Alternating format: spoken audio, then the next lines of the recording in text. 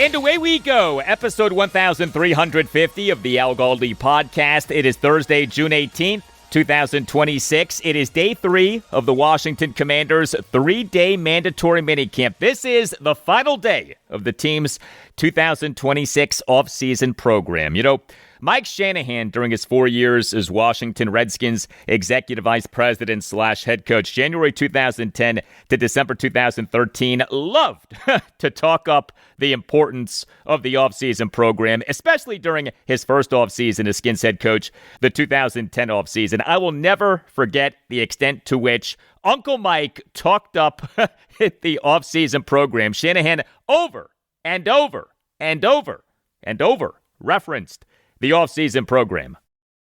The offseason program or strength and conditioning program. Yeah, that was just one instance of Mike Shanahan during his time with the Skins emphasizing the offseason program. Well, Washington's 2026 offseason program ends on Thursday. Hello and welcome to this Thursday installment of the Al Galdi podcast. Next segment, conversation about Washington's QB1, Jayden Daniels. He did a post-practice press conference on Wednesday afternoon, and while he did not speak for long, he did say some things worth discussing, including declaring his goal for the 2026 season, proclaiming that he's done talking about last season, assessing some aspects of Washington's new offense, and saying that he still has a long way to go in terms of mastering the offense. So all of that and more next segment as we examine day 2 of 2026 Washington Commanders Mandatory Minicamp. And also on the show, I'll talk Washington Nationals and Baltimore Orioles. The Nats, they now have lost 6 consecutive games when having a chance at a sweep, a 6-2 loss to the Kansas City Royals at Nationals Park on Wednesday afternoon, ending the Nats' 4-game winning streak and denying the Nats a 3-game sweep. The O's, they won for just the 4th time in 11 games, a 5-3 win at the Seattle Mariners late night on Wednesday night to snap a 3-game losing streak. Before we get to feedback, do we have major Washington Capitals news? David Pagnotta, editor-in-chief of The Fourth Period, he on Wednesday evening in a post on X reported that the Caps and head coach Spencer Carberry are in agreement on a multi-year contract extension. Now, no other outlet is reporting this, but The Fourth Period is a reputable site, and the Caps extending Carberry does make sense. We, on April 20th, had a joint season-ending press conference for Caps President of Hockey Operations Brian McClellan and Caps Senior Vice President and General Manager Chris Patrick. And Patrick, during that presser, expressed an openness to signing Spencer Carberry to a contract extension as he's entering the final season of his contract. I do like Spencer Carberry. Think that he has done a good job over his 3 seasons as Caps head coach. Overall regular season record of 134, 83, and 29. Overall postseason record of 5 and 9. Led the Caps to the Stanley Cup playoffs in each of his first 2 seasons as Caps head coach. Won the Jack Adams Award for NHL Coach of the Year for the 2024-2025 regular season. Meantime, NBA insider Marcus Spears of Anscape, he late night on Wednesday night reported that the Washington Wizards' Trae Young plans to decline his $48.97 million player option for next season and will become an unrestricted free agent, but also that the Wizards are the front runner to sign Young.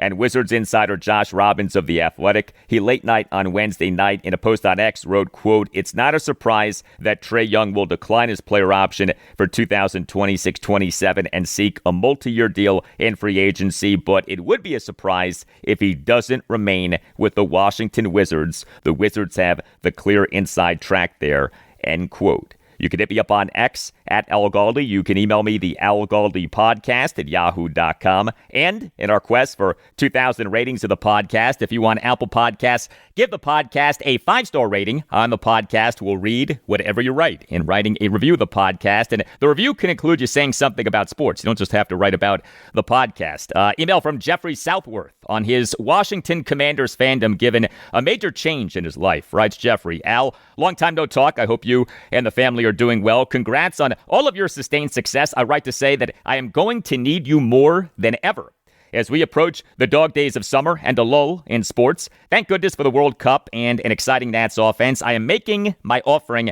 to the football gods ahead of training camp. I was born and raised in the DMV. I bleed burgundy and gold and have stood by this team for my entire life. And after 39 years, I am going behind enemy lines and moving to Philadelphia. I moved on Wednesday.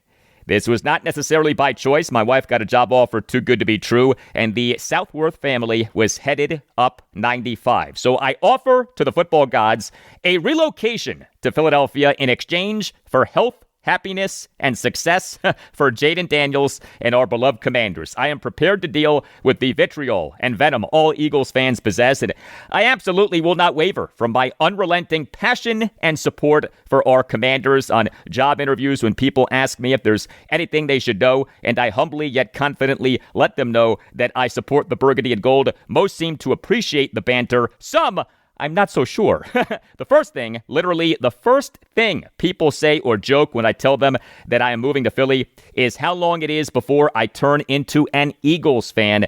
It's never funny, and I don't even pretend to laugh. I make it clear that will not happen, and I remind those people that I refuse to even wear green except around Christmas when my Donatello and Ninja Turtle sweater comes out. The Al Galdi podcast is a constant in my morning routine as my daughter and I ride into school. We're daily listeners and appreciate your commitment to watching DC sports, so we don't have to. We're going to need you more than ever in our soon-to-be Philadelphia mornings. Keep bringing the hard-hitting commentary and analysis. Continue to keep us grounded as we navigate the ups and downs of the upcoming season. Thanks for all that you do. I'm not one to continue to complain about the team name and all that surrounds it, but hail to the damn Redskins. I got to mention real quick, too, shout out to Coach Durante Jones. I am a Bishop McNamara grad, class of 2005. I love hearing the support for Durante and the mention of Bishop McNamara. He's an educator at heart, and he's going to do amazing things, I have no doubt. Thanks for everything, Al. Next time I listen to the podcast, it will be from Philly. Talk soon, my friend.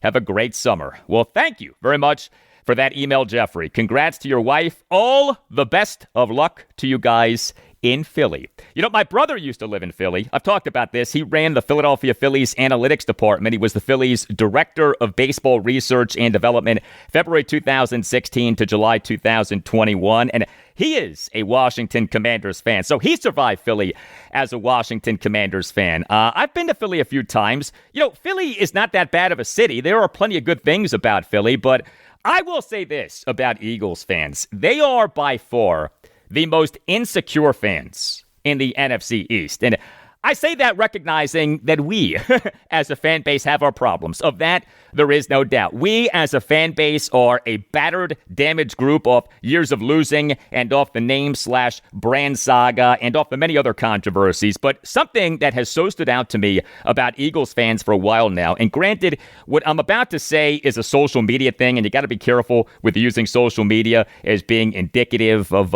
real life, but Eagles fans will respond to me on X, unsolicited. These people don't follow me on X. I have no idea who these people are. What I will post will be about the Commanders, but maybe like tangentially related to the Eagles. And yet these people will get all bent out of shape and all defensive and all nasty. It is the height of insecure beta behavior, seeking out posts on X, not meant for you, but that you can respond to in order to be angry. Like, how little do you have going on in your life that is what you're doing?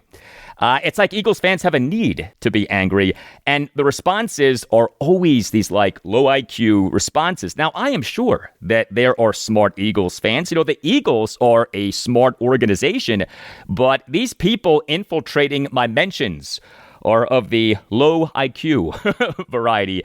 And I have not experienced this anywhere near as much with Dallas Cowboys fans and New York Giants fans. But Philadelphia Eagles fans, absolutely. And actually, another fan base with which I've experienced this is Chicago Bears fans. They are rather insecure. But the Eagles thing is so odd because you think about the Eagles have been by far the best team in the NFC East for a while now.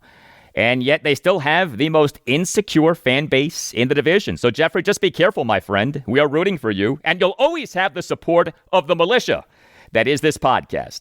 Well, this Sunday, June 21st, is both the first day of summer and is Father's Day, and each is a reason to go to quince.com/Goldie. Quince. It makes ordering clothes so easy.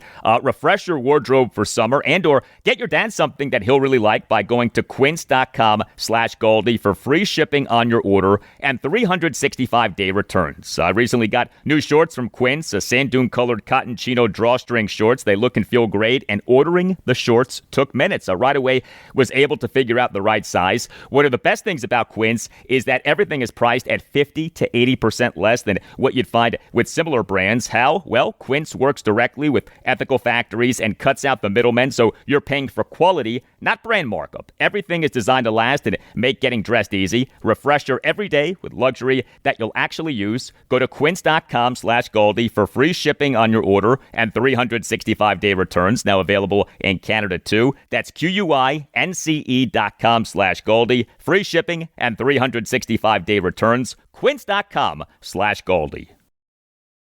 Quick question for parents. When was your child's last eye exam? Myopia, or nearsightedness, is becoming more common in kids, and it's not just about needing stronger glasses. If myopia continues to progress untreated, it may increase the risk of more serious vision complications later in life. The good news? An eye doctor can help identify myopia early and recommend options designed to help manage it over time. One of those options is Essilor Stellest lenses. Stellest lenses are designed specifically for children and are part of an approach to myopia management that corrects their vision while supporting eye health as their eyes continue to grow. They look like regular eyeglasses, but they're purpose-built for young wearers. Every child's vision is different, which is why starting with a professional eye exam matters. If you have concerns or even just questions, your eye doctor can guide you through what solution is best for your child. Clear vision today can help support your child's future, and it all starts with an eye exam. Visit Essilor.com to learn more about Stellest lenses and to find an Essilor expert eye care professional near you. That's ESSILOR.com. Look, choosing life insurance is tricky. Heck, life insurance as a topic can be uncomfortable, but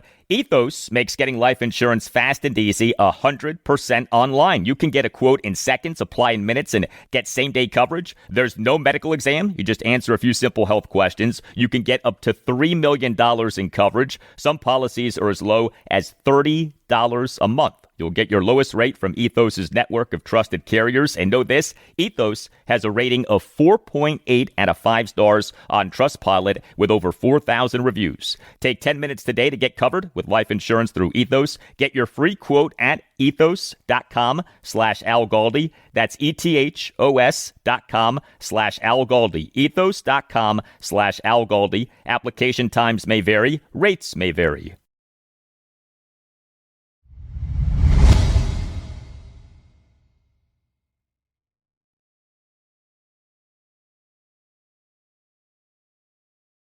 Hey, please consider subscribing to the podcast if you're not already doing that. Subscribing to the podcast costs nothing. Make sure that you never miss an episode and helps out the podcast a lot. And if you're already subscribing, thank you.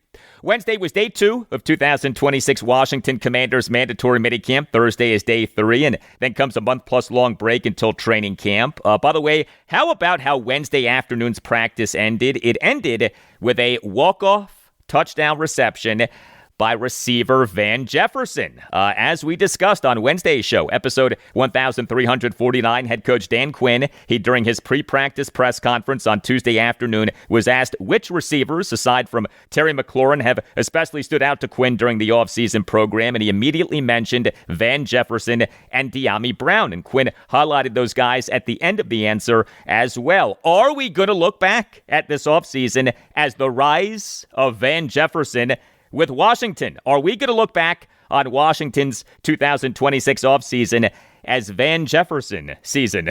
Or are we going to look back on all of this Van Jefferson talk and laugh at how little the talk ended up meaning. We shall see. I am rooting for the guy. I mean, it would be great for Van Jefferson or any receiver to emerge for Washington as a true number 2 to Terry McLaurin's number 1, as, of course, still lurking is the possibility of Washington adding a receiver like the San Francisco 49ers' Brandon Ayuk. And regarding the situation at receiver, the United Football League, the UFL, it on Wednesday announced that 13 players had signed NFL contracts during the opening week of the UFL's 2026 offseason signing period and announced that NFL clubs had requested 58 workout permissions involving 40 UFL players since the conclusion of the UFL's 2026 season, with 47 workouts already having taken place. Among the workouts having taken place, receivers Justin Ross and Elijah Badger with the Washington Commanders. So yeah, Washington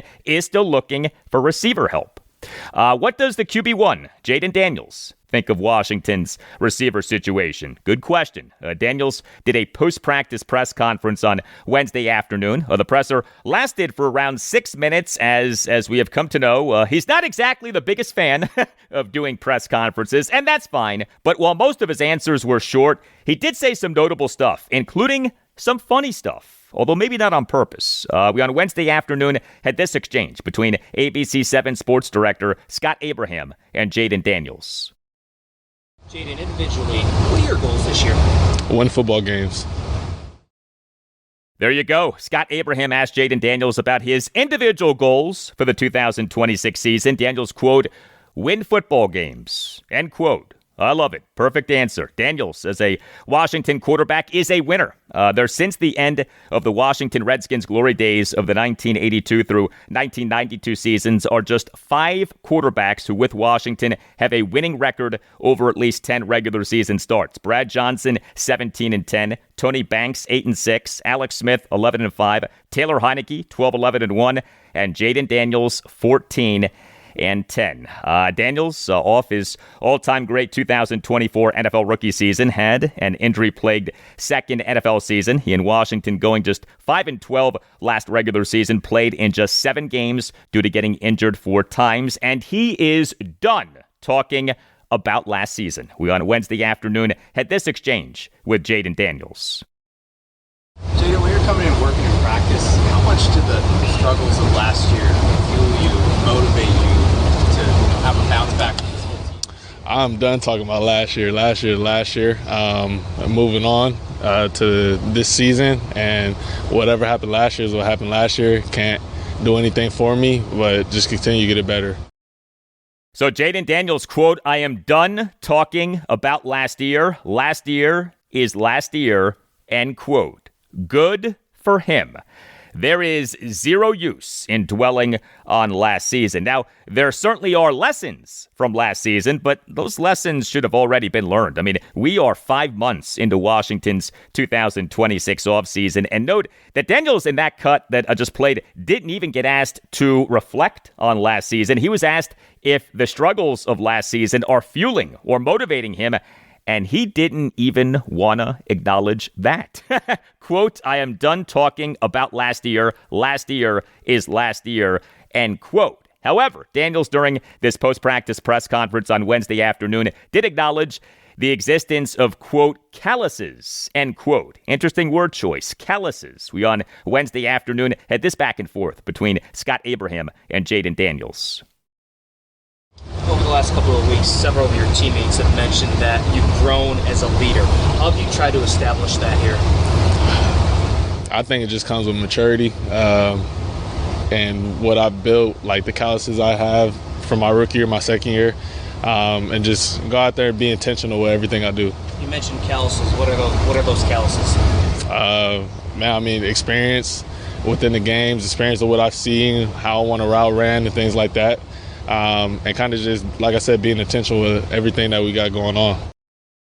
Yeah, Jayden Daniels is entering his 3rd NFL season, his age 26 season, the final season before he's contract extension eligible in the 2027 offseason. Will Washington by this time next year have signed Daniels to a mega money contract extension? Also regarding Jayden Daniels as a leader was this from receiver Antonio Williams during a post-practice press conference on Wednesday afternoon, and then you'll hear a follow-up exchange between Scott Abraham and Williams. He's been a great leader and a great voice to just listen from and just take advice from for what he sees on the field. Just trying to get on the same page. So we're just kind of trying to build that chemistry, whether that's after practice or just routes on there. Antonio, curious the type of relationship you developed with Terry McLaurin. Obviously, he's the veteran of this wide receiver group. What have you learned from Terry over these practices? A lot. I think I just try to take at least one thing in every day. I like to watch everybody going through like individual drills and just even when we're in team, just seeing how he manipulates the defender, asking him about it, and just stuff like that. He's been an open book and really been trying to help me, so I appreciate him for that. So Antonio Williams being shown the way by Jayden Daniels and Terry McLaurin. Left tackle Laramie Tunsil, he did a post-practice session with reporters on Wednesday afternoon. We, during that session, had this exchange between Commanders insider Ben Standig of Last Man Standing on Substack and Tunsil, and then we hear a follow-up exchange between Scott Abraham and Tunsil. What did it mean for you with Jayden in terms of his demeanor, how he's going about things, or just the guy this year until last year? Jayden's a dog, man. He always had it. Jayden's getting better each and every day. I hope y'all can see that. You said dog a lot this press conference, so can you explain dog for all of us? Somebody who wants it. Somebody who's dying just to be great each and every day. 1% better. That's what I think a dog is. Jayden Daniels, a dog. Dog is in D-A-W-G, not D-O-G, maybe D-O-double-G, like Snoop Dogg, I'm not sure. Daniels and Laramie Tunsil, of course, have a new offense, with the team having a new offensive coordinator in David Blau, who was Washington's assistant quarterbacks coach the last 2 seasons, so he and Daniels know each other well. Washington has a new quarterbacks coach in DJ Williams, son of Doug Williams, who is Redskins quarterback, was the MVP of Super Bowl 22, and who still works for the team. He's the Commanders' senior advisor to the general manager. We on Wednesday afternoon had this exchange between NFL insider Mike Garafolo of NFL Network and Jayden Daniels, and then you'll hear a follow-up exchange between Commanders insider Nikki Javala of The Athletic and Daniels. I know you guys, talk about being new system terminology and all that stuff, but David is a constant there. I mean, he's been with you previously, so how much does that help the transition? It helped out a lot, man. Just that relationship we have that we built since I've been here at first, and we both grown a lot over these years, and now he kind of knows me, knows how I work, knows what buttons to push, how to push me, what I can handle, what I need to grow at, and things like that. So it's been fun. How have you built up that rapport with him? And did you know him personally through Doug or Who? DJ? Oh, DJ. No, I mean I haven't. That was my first time when DJ got here. It was my first time meeting him. Obviously, I heard about him through Doug, but haven't really formally met him. And it's been cool, man. He's been pushing me. We've been having conversations, not even just about football, but about life and stuff like that. So it's been fun. As we know, a big change for Jayden Daniels in this offense is him being under center more. Jayden Daniels, per NFL Pro, has just 18 under center pass attempts over his 2 NFL regular seasons, 14 in 2024 and 4 in 2025. Daniels, per Warren Sharp of Sharp Football Analysis, has just 31 under center dropbacks over those 2 NFL regular seasons. We on Wednesday afternoon had this exchange between Commanders insider John Keim of ESPN and Jayden Daniels. Now that you've had a little time under center for this spring, how do you think that can help you in the offense? I mean, man, it's just giving different variations and variety, different formations, run, play action, either that's in the gun, wide zone, inside zone, mid zone, things like that. So, man, I'll just open up a lot more things that we have to go out there and give. And then from there, just keep learning, keep building from there, and get better in training camp when the time comes. Well, we on the podcast have talked a good bit about this transition for Jayden Daniels to being under center more. This does seem to be a popular change. I found this interesting from running back Ja'Cory Krosky-Merritt. He did a post-practice press conference on Wednesday afternoon. We, during that presser, had this exchange between Scott Abraham and Krosky-Merritt. Curious from a running back's perspective, with Jayden being under center more, how can that benefit the run game? I mean, I feel like as a running back, you can see things before it happens. Like, I feel like it's better than being in gun with me personally. So, like, get to see things before it happened, and I feel like it's a great thing for the running backs. So, Ja'Cory Krosky-Merritt saying that he prefers under center runs as opposed to shotgun and pistol runs. Krosky-Merritt in the 2025 regular season had these stats per Sport Radar. Shotgun/pistol runs, 65 carries for 291 yards and 5 touchdowns, a yards per carry of 4.48. Under center runs, 110 carries for 514 yards and 3 touchdowns, a yards per carry of 4.67. He was good on both shotgun/pistol runs and under center runs, and he actually had more rushing touchdowns on shotgun/pistol runs than he had on under center runs, but the better yards per carry did come on under center runs. By the way, Ja'Cory Krosky-Merritt appears to have put on significant muscle since the end of last season. Bill has gotten bigger. Good for him. There are many other anticipated features of David Blau's offense beyond more under center snaps, so more pre-snap motion and shifting, more play action, and more of a tight end friendly nature to the offense. I am careful about getting too caught up in who looks good in these offseason practices, but multiple people who cover the team have written that tight end Ben Sinnott has looked good during practices this offseason. Would be wonderful for Sinnott to have a breakout 2026 season. We on Wednesday afternoon had this exchange between Ben Standig and Jayden Daniels, and then you'll hear another exchange.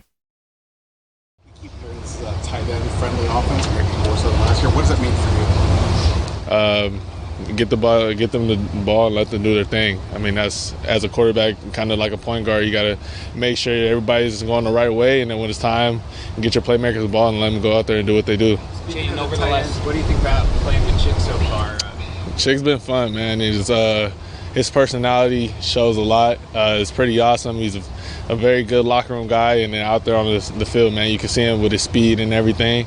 Give him the ball in space, man, he can make a lot happen. Yeah, the expectation is that David Blau is going to go with a lot of multiple tight end sets. The team's tight ends are Chig Okonkwo, John Bates, Ben Sinnott, Colson Yankoff, Lawrence Cager, and Anthony Firkser. Two of my favorite things about Jayden Daniels are his work ethic and humility. And those two things were on display in him saying that, quote, "I still got a long way to go," end quote, regarding mastering the David Blau offense. Daniel said that during this post-practice press conference on Wednesday afternoon. What a good thing for a QB1 to say. Quote, "I still got a long way to go," end quote, because that communicates needing to work hard and being humble. You know, that is a very Joe Gibbs-esque thing to say.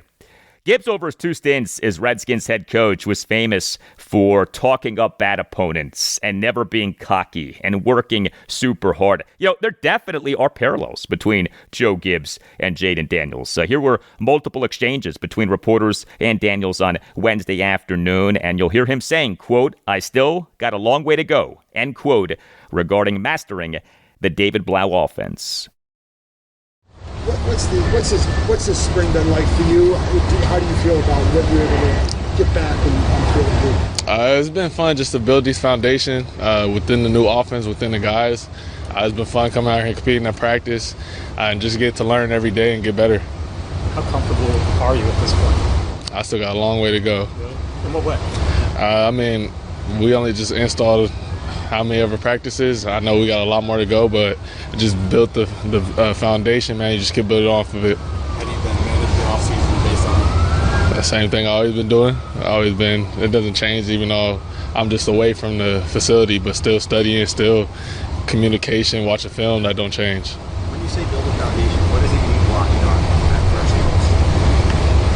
first? I think just learning the new offense terminology, why we're attacking this play, what we want to do in this play, and things like that.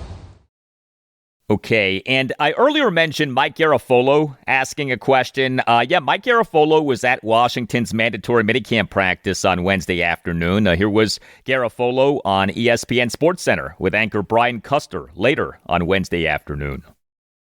Listen, let's talk about those Commanders, because coming into year 3, Jayden Daniels, he's got a new OC. He's got new weapons around him. What's the feeling in Washington that Daniels and this offense can get back to what we saw his rookie season? Brian, he does have a new offensive coordinator, but it's David Blau, who's been with him the last couple of years and even served as interim quarterbacks coach late in the season last year. So at least there's continuity there. But you're right, it is a new system.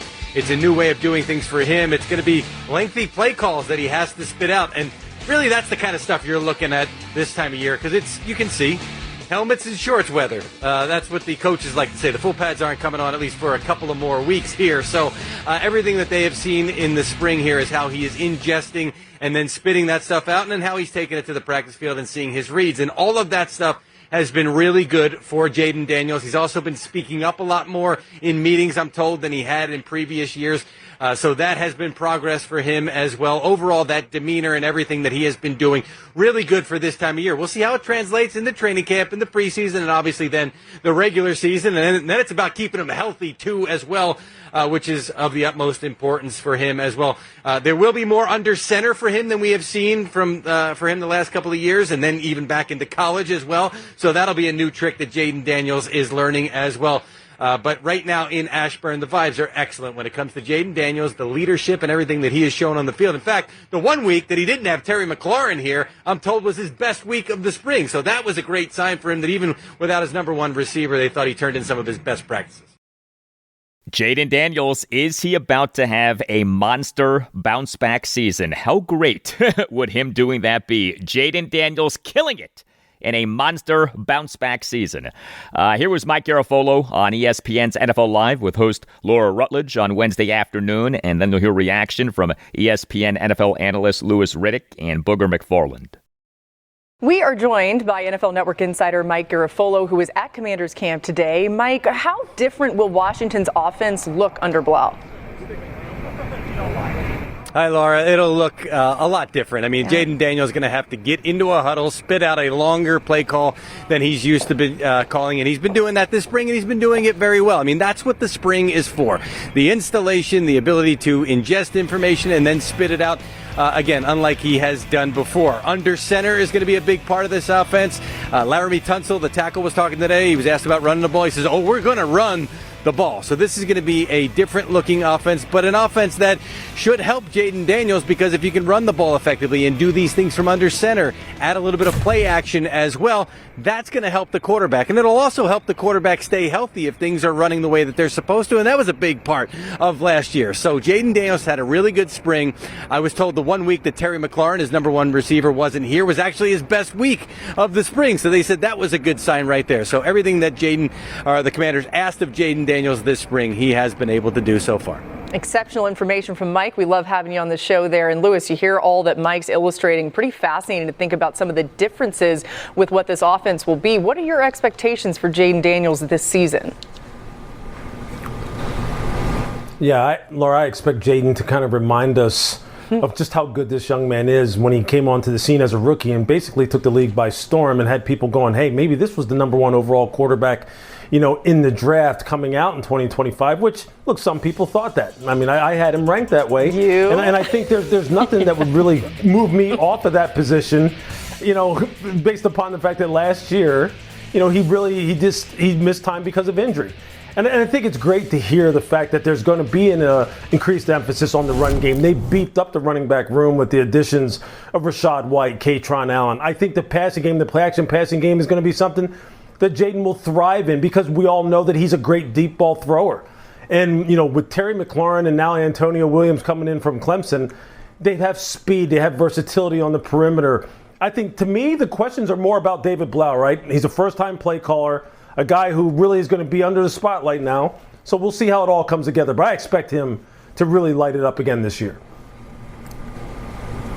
I think you make a good point, Lou, about the offensive coordinator. Obviously, they got to put the players in the right position. But to me, this comes down to two things. One, can you protect Jayden Daniels? And I think with Josh Connolly out of Oregon and Laramie Tunsil, they have two bookend tackles. The offensive line is better. But can they create explosive plays will be the second thing. They got to be able to push the football down the field. The run game is going to be really good. You bring in Rachaad White, you got Merritt, you got Jayden Daniels. You're going to have explosive plays in the run game. But can you get some explosive plays in the pass game? Antonio Williams, Terry McLaurin, Dahami Brown, they're going to have to be able to push the football down the field, because what's going to happen is if you can't push the football down the field, and you know as a safety, Lou, if you're not concerned about the ball going over your head, you're going to slowly but surely creep down to the line of scrimmage, and that's going to limit the explosive plays in the run game. So they have to become more explosive in the pass game, Laura and Lou. Yeah, I mean, to some of the points you're making here, it also is about protecting Jayden Daniels, keeping him safe, keeping him healthy. He was pressured at the second highest rate in the NFL last season. Run game getting going, though, helps a lot with that, too. And we have heard David Blau talk up the importance of explosive plays. If we just look at all plays that were for at least 15 yards, Washington for the 2025 regular season was tied with the New York Giants for number 16 out of 32 NFL teams in explosive play rate. 10.1%, so middle of the pack. All right, hey, whatever big event that you're planning, a wedding, a party, whatever, consider using a great sponsor of this podcast, Catering by Uptown. Visit cateringbyuptown.com and make sure that you mention that Al Galdi sent you. Catering by Uptown is outstanding. It is a family business. It is run by the Pereiras, who are great Washington Commanders fans. Catering by Uptown is committed to meeting your every need with elegance and precision. Catering by Uptown takes care of every detail so that you can enjoy your event. And Catering by Uptown's specialty is weddings. Get excellent service at an affordable price. In fact, if you visit cateringbyuptown.com and click on venues, you can check out Catering by Uptown's premier wedding venues. Visit cateringbyuptown.com and make sure that you mention that Al Galdi sent you. That's cateringbyuptown.com and make sure that you mention that Al Galdi sent you.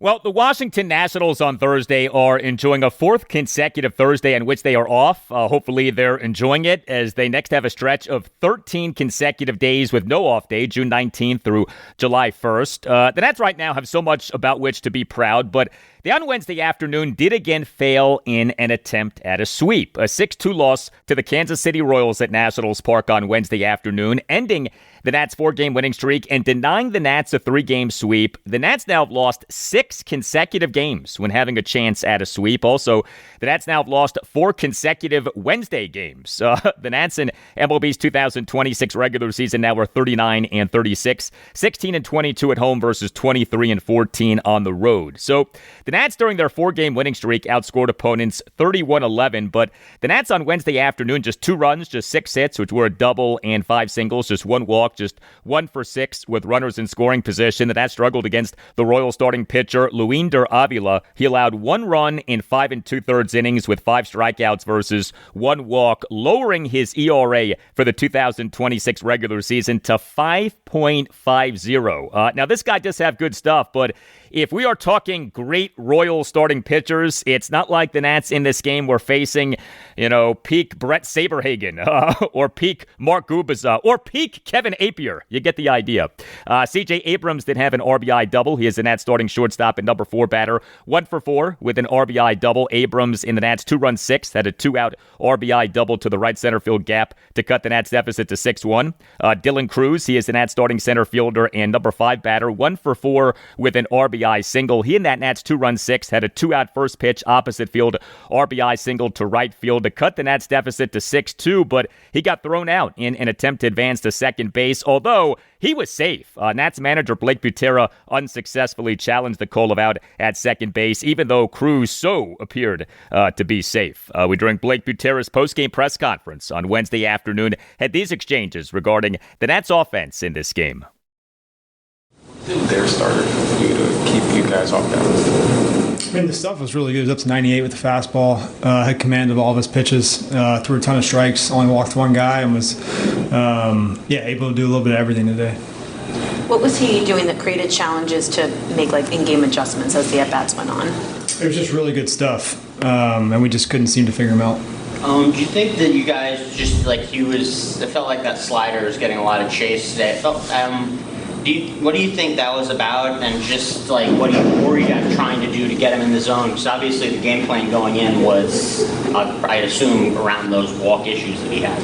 Yeah, for sure. I mean, when you're 98 and you're throwing a slider at 91, and you're throwing a ton of strikes, it's really hard to put up a bunch of runs against him. We had trouble. I mean, he's a good pitcher. He's got good stuff. All right, the Nats starting pitcher in this 6-2 loss to the Royals at Nationals Park on Wednesday afternoon was Zach Littell. He was bad for a second consecutive outing off having been good in each of 5 consecutive outings. He allowed 4 runs in 5 innings. He gave up 7 hits, which were 4 home runs in 3 singles. He had 2 strikeouts versus 2 walks. He threw 99 pitches, 63 strikes, 36 balls. And yeah, the home run was the problem. Littell in the top of the first allowed a run as he gave up a leadoff homer by Carter Jensen to right field on a 1-2 pitch for a 1-0 Royals lead. Littell in the top of the second allowed a run as he gave up a 1-out first pitch opposite field solo homer by John Rave to left center field for a 2-0 Royals lead. Littell in the top of the third allowed 2 runs as he gave up back-to-back 1-out solo homers to give the Royals a 4-0 lead. A 1-out solo homer by ex-Nat Lane Thomas to left center field for a projected distance of 411 feet per Statcast, and a 1-out solo homer by Michael Massey to center field for a projected distance of 430 feet per Statcast. The Thomas homer came despite him having been down to the count at 1.02. Littell did then toss a scoreless top of the 4th and a perfect top of the 5th, but the home run is back to being a problem for this guy. Zach Littell, for the 2025 regular season, allowed the second most homers in MLB, 36. Nats starting pitcher Jake Irvin allowed the most, 38. And Littell now, in this regular season, has allowed 20 home runs, tied for the most in MLB as of the end of this game on Wednesday afternoon. His overall stats for this regular season, 15 games, including 11 starts, ERA of 5.45, whip of 1.38. This was Blake Butera during his postgame press conference on Wednesday afternoon on what went wrong for Zach Littell, and then we'll fast forward to an exchange between my co-host on the Nats Chat podcast, Nats insider Mark Zuckerman of NatsJournal.com, and Butera. Just when he's ahead in the count, just not being able to execute pitches to put guys away, leaving some pitches over the middle of the plate, and he's been getting punished for it. Back to Littell, having already kind of fixed that problem earlier this year, is it the same fix, or as you move on, do there have to be different kind of adjustments? I think it's a similar fix, but a lot of it's just working with him on what feels good and mechanically making sure he's in a good spot to be able to finish his pitches. Okay, and the Nats relief pitching in this 6-2 loss to the Royals at Nationals Park on Wednesday afternoon. Not good, though that was about one guy. 3 Nats relievers combined to allow 2 runs in 4 innings. Mitchell Parker allowed 2 runs in 2 innings. Parker in the top of the 6th allowed 2 runs on a triple, an RBI sac bunt, and 2 singles, and he got bailed out by a double-play line drive that was hit right to first baseman Luis Garcia Jr. for the final 2 outs. So Parker did then toss a scoreless and hitless top of the 7th, but he continues to struggle. Mitchell Parker at the major league level in this regular season, 18 games, all in relief, 34 innings, ERA of 6.09, whip of 1.38. And how about this? Parker now has allowed at least 1 earned run in 8 of his last 9 appearances. That is brutal. P.J. Poulin, he tossed a scoreless top of the 8th despite giving up a 2-out double and then issuing a 2-out walk. And Paxton Schultz tossed a scoreless top of the 9th despite giving up a 2-out single. More from Blake Butera during his postgame press conference on Wednesday afternoon. This was him on the Nats winning the series but being denied a 3-game sweep. Great to win a series, but at the end of the day, we want to win every game we possibly can. So leaving here without finishing the series, we feel like we didn't finish our business. Day off tomorrow and be ready to go for a big series against a good team in Tampa, and then also after that, Philly coming here for a big series as well. All right, one more thing. Did you happen to see what came out on ESPN.com on Wednesday morning? A piece co-authored by ESPN MLB insiders Jeff Passan and Kylie McDaniel. The piece is a ranking of 100 potential trade candidates and top potential fits. The ranking will be updated regularly leading up to the 2026 MLB trade deadline, which is on August 3rd at 6 p.m. Eastern. There were 3 Nats players on the list as trade candidates. Shortstop C.J. Abrams at number 5, starting pitcher Foster Griffin at number 33, and starting pitcher Zach Littell at number 84. But the biggest takeaway for me was how often the Nats came up among the potential fits for trade candidates. The Nats came up as a potential fit for each of the following players: Minnesota Twins starting pitcher Joe Ryan, Los Angeles Angels starting pitchers Reed Detmers and Jose Soriano, San Francisco Giants second baseman Luis Ariz and San Francisco Giants third baseman Matt Chapman. The piece only had potential fits for each of the top 25 trade candidates, but here's the point. How cool is it that the Nats, in a major piece like this, are viewed as potential buyers, as potential fits for top trade candidates? I mean, raise your hand if you expected that on opening day. No game for the Nats on Thursday. Next up for them is a 3-game series at the Tampa Bay Rays. The Nats have listed the following starting pitchers as probables for the series. Game 1 Friday night at 7:10, Cade Cavalli. Game 2 Saturday afternoon at 4:10, Miles Mikolas. Game 3 Sunday afternoon at 1:40, Andrew Alvarez. Quick question for parents. When was your child's last eye exam? Myopia, or nearsightedness, is becoming more common in kids, and it's not just about needing stronger glasses. If myopia continues to progress untreated, it may increase the risk of more serious vision complications later in life. The good news? An eye doctor can help identify myopia early and recommend options designed to help manage it over time. One of those options is Essilor Stellest lenses. Stellest lenses are designed specifically for children and are part of an approach to myopia management that corrects their vision while supporting eye health as their eyes continue to grow. They look like regular eyeglasses, but they're purpose-built for young wearers. Every child's vision is different, which is why starting with a professional eye exam matters. If you have concerns or even just questions, your eye doctor can guide you through what solution is best for your child. Clear vision today can help support your child's future, and it all starts with an eye exam. Visit Essilor.com to learn more about Stellest lenses and to find an Essilor expert eye care professional near you. That's ESSILOR.com. Look, choosing life insurance is tricky. Heck, life insurance as a topic can be uncomfortable, but Ethos makes getting life insurance fast and easy 100% online. You can get a quote in seconds, apply in minutes, and get same-day coverage. There's no medical exam. You just answer a few simple health questions. You can get up to $3 million in coverage. Some policies are as low as $30 a month. You'll get your lowest rate from Ethos' network of trusted carriers. And know this, Ethos has a rating of 4.8 out of 5 stars on Trustpilot with over 4,000 reviews. Take 10 minutes today to get covered with life insurance through Ethos. Get your free quote at ethos.com/Al Galdi. That's ethos.com/Al Galdi. Ethos.com/Al Galdi. Application times may vary. Rates may vary. Imagine buying your kid a toy only to find the batteries aren't included, or buying furniture but missing the tools to build it. Frustrating, right? Now imagine the exact same feeling, but you're paying way more. That is what buying business software usually feels like. Fragmented, disconnected, and incredibly expensive. Odoo completely changes that. Odoo is a complete, fully integrated business suite where all your apps actually talk to each other. We're talking automated lead routing for your sales team, seamless AI integration, and intuitive point-and-click website builder. It's everything your business needs to scale, saving you time, headaches, and money. Stop piecing your software together. Go to odoo.com. That's odoo.com to learn more.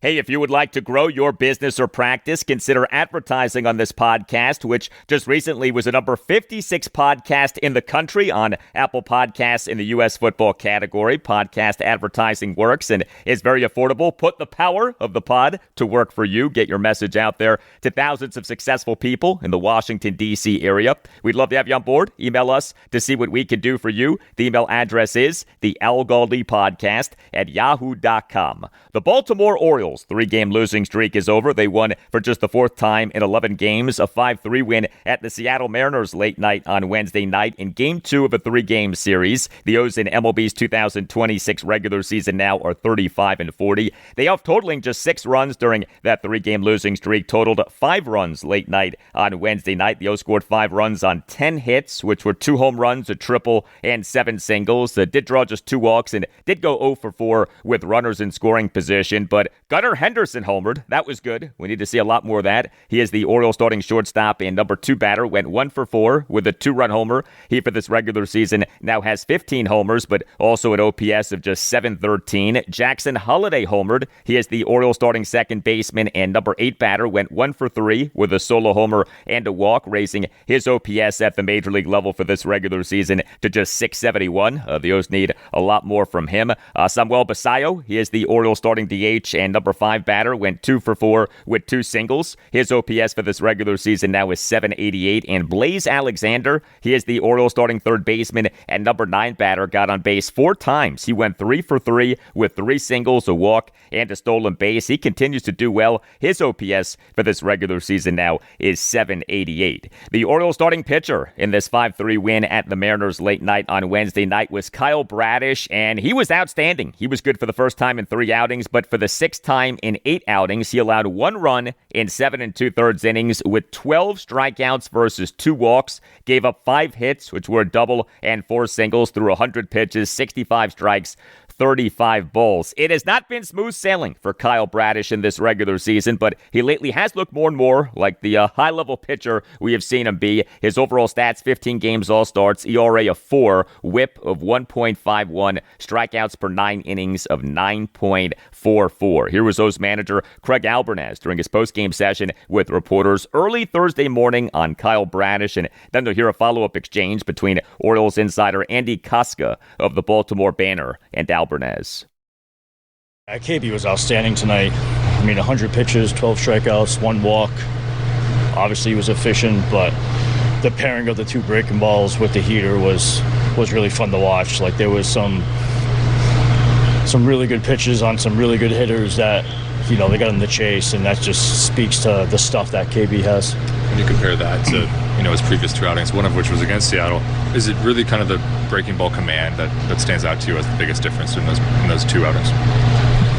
Yeah, yes and no. I mean, I think everything's predicated off the fastball command, I think, just because of how sharp those 2 breaking balls are, and he had some swings when the balls are bouncing in the dirt, and to me, like, that's them. It looks like a heater, they're on a heater, then it's not. So, and his ability to dump it in there early for strikes, too, to your point, is a huge benefit, but KB had to go in tonight. Yes, he did, and here was Kyle Bradish during his post-game session with reporters early Thursday morning. Yeah, it was a good bounce back with both breaking balls. Kind of lost feel with those the past 2 outings, but it was good adjustment today. When you face a team 2 starts in a row, obviously you've done it plenty of times in your career, but what are the things that you work on midweek to maybe change your approach, change your sequencing, whatever it might be? Yeah, last outing, I felt really good. It was probably the best I felt all year. And like I said, after the game, I didn't make bad pitches. I just put good swings on it. I think we tweaked some of the location, and you saw that out there today. We got a lot more chase and swing and miss. You have a career high today in strikeouts. I mean, to come back from Tommy John and to get to this point, what does that mean to you to be able to do what you're doing right now? Yeah, I mean, it feels great. It was a long road to get back here. Need a little more consistency, but I think we're on the right track. Sometimes strikeouts and efficiency don't go hand in hand, but tonight it did for you. What was working in that aspect? To still get as many swings and misses as you did, still have 12 strikeouts, but also work deeply into a game? I think I was just on attack all day. If I fell behind in count, I was getting back in zone. Wasn't going to let the last 2 outings kind of affect me going into today. And just really challenging guys. We've been working on that. And I think it kind of got away from me the last 2 outings, but really getting back in zone with everything. All right, and the Orioles relief pitching in this 5-3 win at the Mariners late night on Wednesday night featured a shaky return for Ryan Helsley. 2 Orioles relievers combined to allow 2 runs in 1 and 1/3 innings. Ynier Cano tossed a third of a scoreless inning. He, in the bottom of the 8th, faced 2 batters as he issued a 2-out walk and then recorded an out. And Ryan Helsley allowed 2 runs in 1 inning. He began the bottom of the 9th by giving up back-to-back first-pitch solo homers, but he did end the game by generating back-to-back 3-pitch swinging strikeouts. So the O's on Tuesday afternoon announced having reinstated Helsley from the 15-day injured list. He had been on that since May 1st, retroactive to April 29th, due to right elbow inflammation. He is the Orioles closer. His return outing began in a bad way, but did end with the back-to-back 3-pitch swinging strikeouts to end the game. You know, he threw a total of just 9 pitches, all of which were strikes. A lot happened over those 9 pitches. Game 3 for the O's at the Mariners Thursday afternoon at 4:10. The O's have listed Shane Baz as their probable starting pitcher for the game.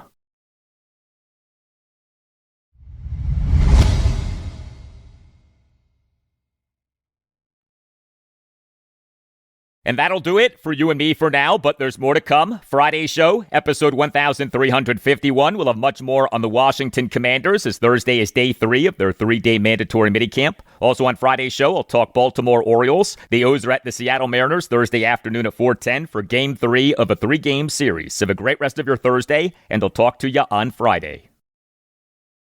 The off-season program or strength and conditioning program.